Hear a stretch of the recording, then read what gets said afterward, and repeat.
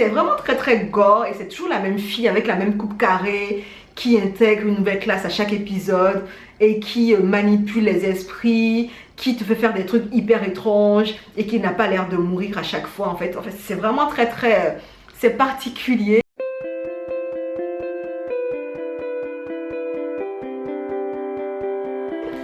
Hello, alors dans cette vidéo j'ai envie de faire une petite expérience et d'essayer de vous proposer 10 par 10 des types de dramas asiatiques qui pourraient vous intéresser éventuellement si vous avez Netflix, si vous aimez les séries asiatiques en général, vous habitez en France éventuellement et que vous voulez de bonnes recommandations de séries asiatiques ou dramas asiatiques à regarder sur Netflix France. Voilà, je vais vous en proposer 10 par 10 parce que j'en ai tout un paquet à vous proposer, je ne peux pas tout mettre dans une vidéo donc j'ai décidé de me limiter à 10 par vidéo.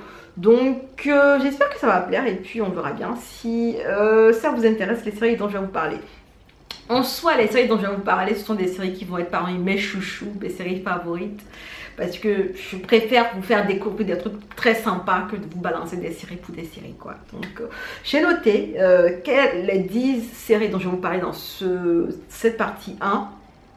Des dramas Netflix, enfin des dramas asiatiques que je vous propose à regarder sur Netflix France. Donc j'ai noté tout ça sur mon téléphone comme d'habitude, vous connaissez blablabla, petite mémoire, donc voilà, let's go pour cette vidéo. Alors je vais vous parler de The Empress Ki, qui est une série coréenne de 51 épisodes de 45 minutes. On est sur une série coréenne historique en fait, qui va parler de la Corée à l'époque ancienne. On va suivre une jeune coréenne qui va braver l'amour, les complots pouvoir, tout le tintouin qui existait à l'époque et va finir une des plus grandes impératrices de la Chine, je crois, de la dynastie des Yuan. Elle va devenir une très grande impératrice de la Chine, de la dynastie des Yuan. En fait, c'est tout un parcours qui se déroule là. Et ce qui est très intéressant, c'est que on ne s'ennuie absolument pas dans cette série. C'est une série qui vous happe. On a les acteurs principaux qui jouent très bien leur rôle. En fait, ils sont juste géniaux. On a plusieurs personnages parce que du coup, on a des gens qui sont en Corée, on a d'autres qui sont en Chine. Et en fait, leur histoire va commencer à se mêler petit à petit jusqu'à en faire qu'une. Et honnêtement, c'est l'une des romances les plus, les plus paradoxales que j'ai jamais vues dans le Korean Game. Parce que honnêtement, je pense que beaucoup ne s'attendaient pas à ce que l'héroïne principale finisse avec une certaine personne. Et elle va finir avec cette personne-là. Du coup, tout le monde était en mode what the fuck. C'est un drama de 2013, hein, mais sincèrement, je trouve qu'il a pas du tout mal. Je trouve pas qu'il est mal vieilli. Il est encore disponible sur Netflix France avec tous les sous-titrages possibles. Je pense qu'on peut l'avoir en français, je crois, mais bon.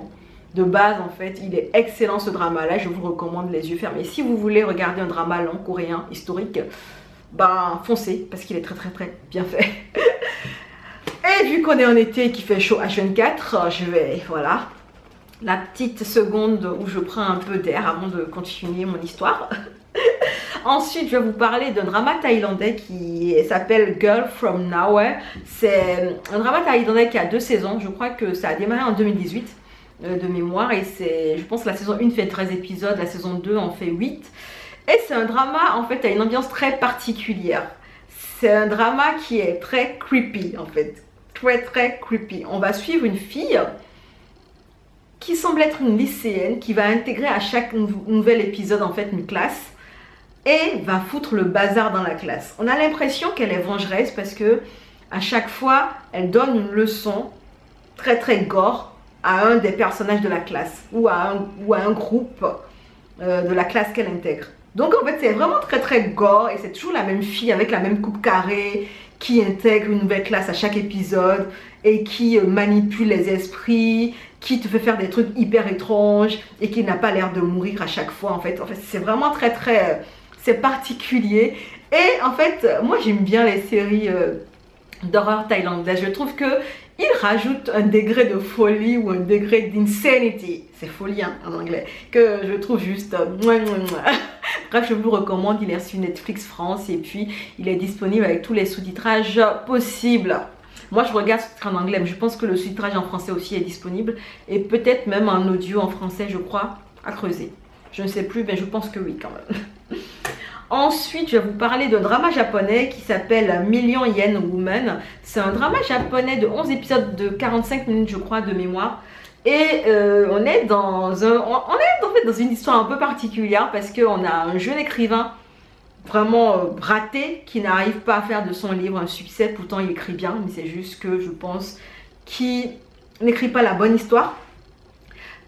Qui du coup est à deux passes de se faire virer de son appartement parce qu'il n'a plus les moyens. Vrai, il est vraiment à sec. Et 5 femmes vont sonner chez lui et le proposer d'habiter chez lui en lui versant une modique somme à chaque fois. Donc il va voir débarquer chez lui 5 femmes qu'il ne connaît pas, chacune va venir un jour lui remettre un loyer et va commencer à habiter avec lui dans la maison. Et ce qui est intéressant dans cette histoire, c'est que on est tous, en fait, on ne comprend pas ce qui se passe. Parce que les 5 femmes, elles sont toutes étranges. Plus étranges les unes que les autres. Elles ont toutes leur passé, elles ont tous leurs secrets qu'elles cachent. Et elles sont victimes de chantage en fait. Et la personne qui les fait chanter les oblige à habiter chez l'écrivain qui lui n'est au courant de rien. Et donc, il ne comprend rien à ce qui se passe. Les femmes sont en train de faire des enquêtes pour trouver pourquoi pourquoi elles se font faire chanter, pourquoi elles subissent ce chantage. Voilà, c'est plus simple comme ça. Et puis tu as l'écrivain qui est là, il sait pas, il fait qu'écrire, mais il n'écrit pas la bonne histoire. Et c'est vraiment très drôle parce que chacune des femmes à sa manière va l'aider à améliorer son game et va l'aider en fait à écrire l'histoire qui va faire de lui quelqu'un de célèbre plus tard. Donc c'est vraiment une ambiance très très mystérieuse. Il y a un peu de suspense. Il y a un petit fond de romance et puis honnêtement, vous savez, c'est les situations un peu quirky à la japonaise comme on les connaît. Donc c'est vraiment pas mal si vous voulez un truc qui change. Une série japonaise qui sort un peu des sentiers battus et qui va vous parler de cohabitation entre un homme et 5 femmes. Toutes plus bizarres les unes que les autres en fait. Voilà, Million Yen Woman est fait pour vous. Ensuite, je vais vous parler de My Husband Wants Fit. C'est un drama japonais aussi, je crois, de 2017. Il fait 12 épisodes de 40 minutes, je crois, de mémoire.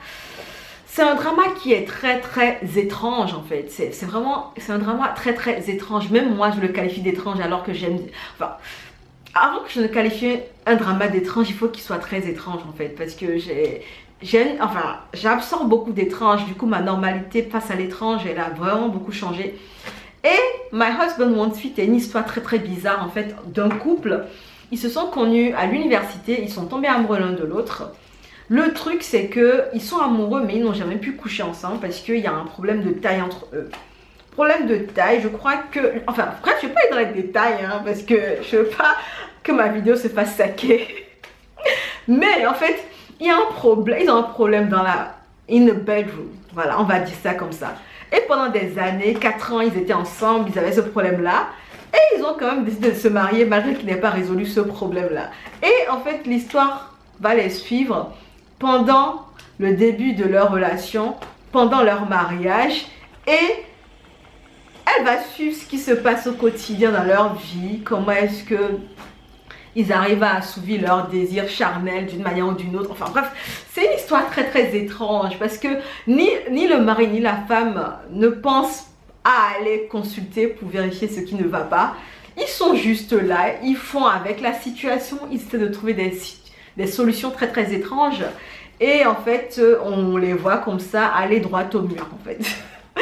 C'est une histoire très très étrange, c'est une histoire à la japonaise très très très étrange qui m'avait vraiment fait m'interroger en fait sur la normalité, voilà. Ensuite, je vais vous parler du drama coréen The Beauty Inside. C'est un très bon drama honnêtement de 16 épisodes de 45 minutes qui va nous parler de l'histoire d'une fille qui se réveille souvent avec le visage de quelqu'un d'autre. C'est-à-dire que on ne sait pas si c'est une malédiction, on ne sait pas si c'est une mutation génétique ou autre. Il y a des périodes dans le mois où elle emprunte le visage de quelqu'un d'autre. Et du coup, pendant cette période-là, elle essaie de se cacher, de sorte à ce que on ne la prenne pas en monstre et tout ça. Elle va côtoyer par le plus grand des hasards, en fait, un héritier d'une chaîne, je sais pas, d'une compagnie aérienne, je crois, de mémoire, qui va lui demander d'être sa petite amie. Enfin, ils vont se côtoyer, ils vont tomber amoureux. Bref, c'est une romance à la coréenne. Mais ce qui est intéressant, en fait, c'est les leçons que la fille elle tire à chaque fois qu'elle change de visage. C'est les philosophies de vie qui sont appliquées. C'est la mise en avant de personnes qui ne sont pas normales, mais qui arrivent quand même à se créer un brin de normalité dans leur vie. Et en fait, c'est vraiment très très bien fait. Les personnages secondaires ont une romance tout aussi belle que celle des personnages principaux et on adore les voir se mettre ensemble. Je vais vous parler ensuite d'un Korean drama en plus, juste à la suite. Because This Is My First Life, un drama coréen de 16 épisodes aussi. C'est un drama avec une ambiance un peu réaliste. En fait, c'est un drama qui va suivre des jeunes qui sont paumés dans la vie, en fait. Ce sont des jeunes qui se retrouvent catapultés dans la vie d'adulte, qui n'ont pas encore toutes les réponses.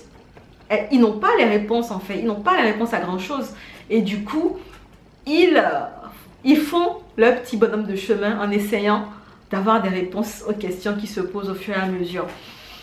J'ai trouvé ça particulier. On n'est pas sur on n'est pas sur un truc tape à l'œil. Ce n'est pas du coréen à la tout est beau, tout est mignon, tout est glamour et tout ça. C'est juste des personnages paumés, quoi, qu'on montre dans la dure réalité qu'ils vivent. Et c'est tellement réaliste que moi j'ai trouvé ça hyper intéressant, ce drama-là. C'est un de mes coups de cœur de cette année 2018 là, parce qu'honnêtement je trouvais qu'il était superment bien fait dans ce qu'il envoyait comme vibe et surtout dans le réalisme qu'il essayait de nous montrer de la société coréenne à ces instants-là. Sincèrement, c'était très très bien fait et je vous le recommande. Si vous aimez des dramas qui vous permettent de garder un peu plus les pieds sur terre, qui ne sont pas dans... vous savez, les histoires de Chaebol à gogo, enfin, il y a un peu de ça, hein, mais ce n'est pas trop romancé en fait. C'est vraiment un peu réaliste. Surtout le personnage de l'héroïne principale qui est vraiment terre à terre, qui est vraiment une meuf qui apprend beaucoup de ses erreurs et apprend beaucoup des crasses que la vie lui fait. Donc voilà, c'est vraiment pas mal. Ensuite, je pense que là, on est arrivé au 6e. Hein. Je vous ai parlé du 6e drama tout à l'heure. Le 7e drama, c'est un drama coréen. Ça s'appelle Hotel des Luna, en fait. C'est un drama coréen de 16 épisodes de 45 minutes.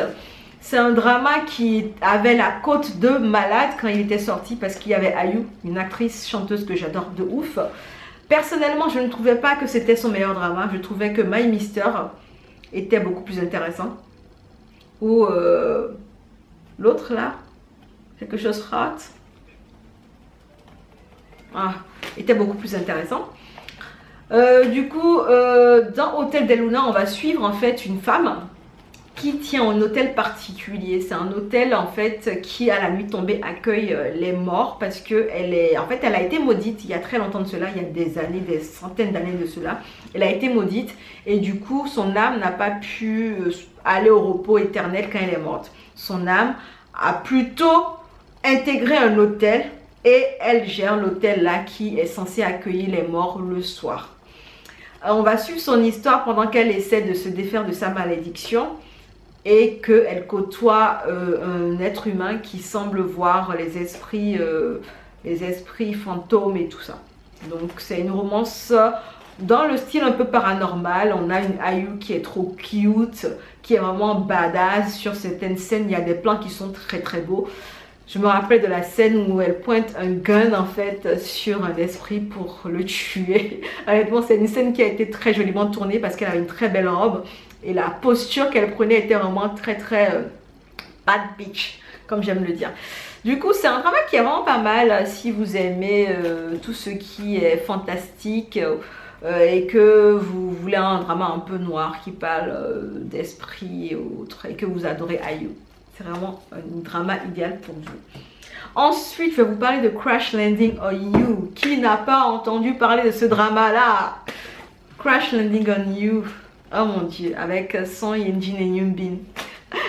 C'est un drama coréen de 16 épisodes de plus d'1 heure. Hein. Ils ont explosé le record du timing par épisode, sincèrement. C'est une histoire qui se... Enfin, c'est une histoire de quoi en fait? Crush and on You, c'est l'histoire d'une jeune héritière sud-coréenne qui a une passion, c'est le parapente, qui va se retrouver prise dans une tempête et va atterrir en Corée du Nord. Va se faire recueillir par militaire nord-coréen qui va la prendre au premier abord pour une espionne, mais qui va finir par comprendre que c'est pas le cas et va vouloir l'aider à s'exfiltrer de la Corée du Nord sans qu'elle se fasse choper par les autorités locales. Sinon, elle risquerait voilà, de se faire clamser, quoi. Donc, en attendant de pouvoir l'aider à sortir de la Corée du Nord, ben, ils vont se côtoyer et puis il y aura une romance entre eux. Après, l'histoire va aller en Corée du Sud aussi parce que il se passe énormément de trucs et c'est un drama. On sent qu'ils n'ont pas lésiné pour le budget parce que les scènes étaient très très belles. Il y avait beaucoup, comment dire, il y avait beaucoup de prises enfin, au niveau, enfin, je sais même pas comment dire le truc. Bref, c'est un drama qui sent l'argent. On sentait qu'il y avait beaucoup de budget en fait qui avait été alloué pour chacune des scènes, pour chacun des plans, pour les lieux de tournage, pour l'esthétisme des acteurs et pour leurs accessoires en tout genre. Donc c'est vraiment très très bien fait et c'est un drama que j'ai kiffé vraiment parce que il a permis à nos deux acteurs de se décider à se mettre ensemble. Ah, ils sont mariés là. Ouais, ils sont mariés. Ensuite, je vais vous parler d'un vieux drama, The Master Son, qui est un drama de 2013. C'est un de mes dramas chou, j'avoue, en fait. Il fait 17 épisodes de 45 minutes et c'est un drama à l'ambiance fantastique parce que on va suivre en fait un héritier d'un centre commercial qui va côtoyer une fille qui voit les esprits, qui voit les fantômes. Elle, c'est sa malédiction à elle et elle en a peur même des fantômes. Du coup, elle n'arrive pas à vivre une vie reposante. Elle est tout le temps stressée, elle a tout le temps peur. Elle va croiser par le plus grand des hasards cet héritier-là, va le toucher pendant qu'elle sera agressée par un fantôme. Elle va remarquer que quand elle le touche ou qu'elle est en sa présence, elle ne voit plus ces fantômes-là. Donc elle va décider pour la tranquillité de son esprit de s'agglutiner, de se coller à l'héritier pour ne plus avoir les manifestations qui lui font autant peur. Et c'est leur histoire d'amour qu'on va suivre le temps qu'elles comprennent comment marche sa malédiction et qu'elle se défasse de celle-ci, en fait, le temps que l'héritier aussi grandisse et qu'il soit une meilleure version de lui-même et tout ça. Donc c'est superbement bien fait et puis c'est un drama chou que je me permets de re-regarder de temps en temps quand je n'ai rien à regarder. Voilà. On était là au 9e drama de cette partie 1. Le 10e drama est un autre drama chou en fait que je vous recommande très chaudement. S'appelle Moon Embracing the Sun. C'est un drama coréen de 20 épisodes. C'est un drama de 2012. Hein. Vous voyez, je n'hésite pas à remonter le temps pour vous sortir de très bonnes séries.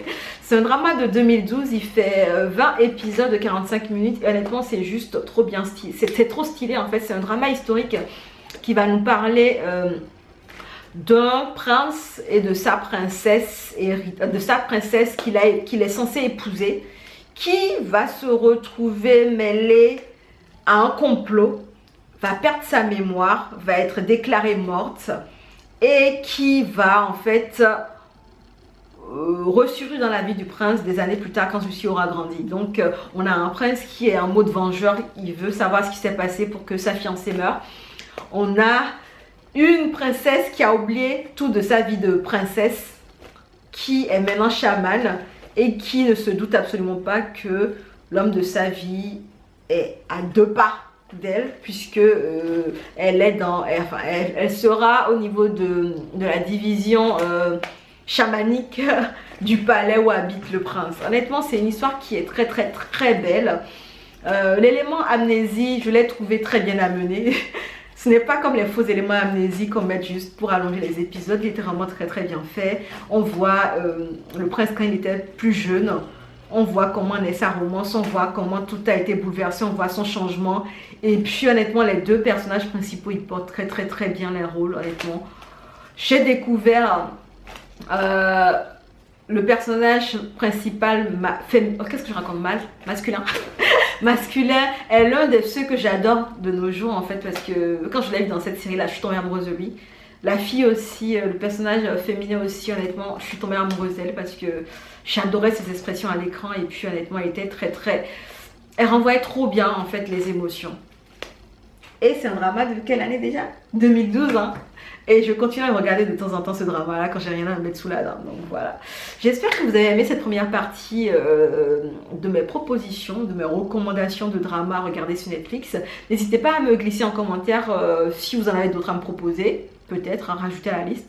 Sachant que je vais en créer d'autres de listes. Il y aura une partie 2, peut-être une partie 3. En bref, je sais pas, on verra tout ça. Et puis, on se dit à bientôt dans une prochaine vidéo. En attendant, prenez soin de vous. Allez, ciao!